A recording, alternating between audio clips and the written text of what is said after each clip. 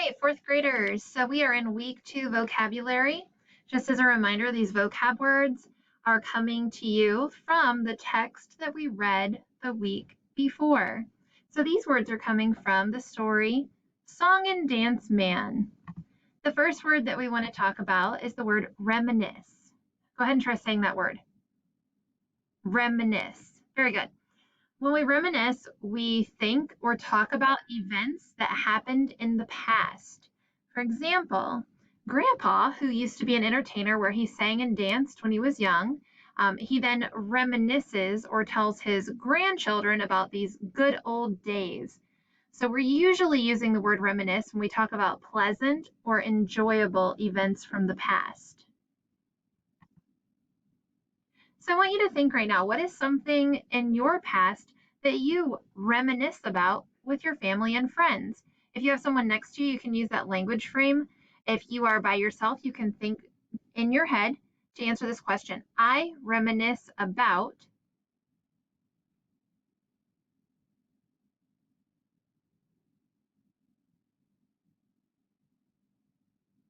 Okay. For me personally, something that I often reminisce about, my daughter just turned 3, and we often reminisce about things that happened when she was just a teeny tiny little baby. The next word that we're going to learn this week is trim. Trim. That was taken from page 9 in Song and Dance Man.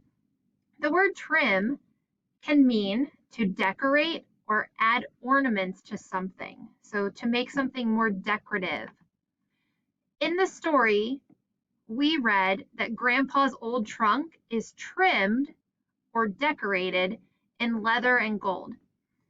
Dresses and coats trim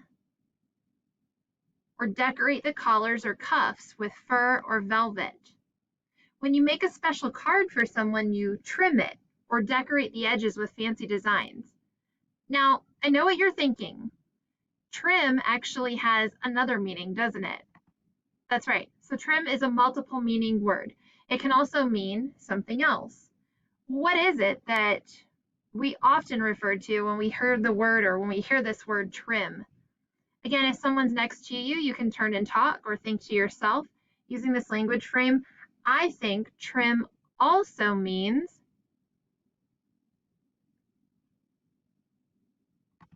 that's right.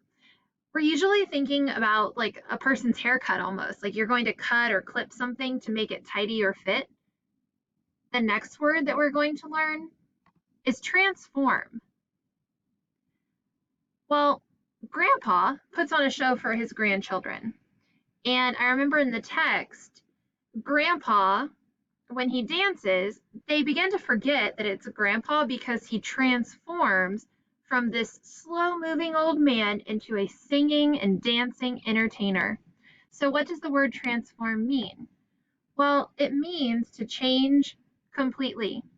So transform and change are synonyms. And just a reminder, boys and girls, synonyms are words that mean the same or almost the same thing. You can use a word that you already know, like change, to help you remember a new word you are learning, such as transform. This will give you a good visual of the word transform as it relates to science. We know that some animals go through this cycle and they transform as they develop. For example, looking at a caterpillar turning into a butterfly. Last but not least, for day 1, transform, as a reminder, means something has changed completely. So I have this one last question here for you. If you could transform into something or someone else, what would it be? If you have someone next to you, you can turn and share with that person. I would transform into blank because. Go ahead.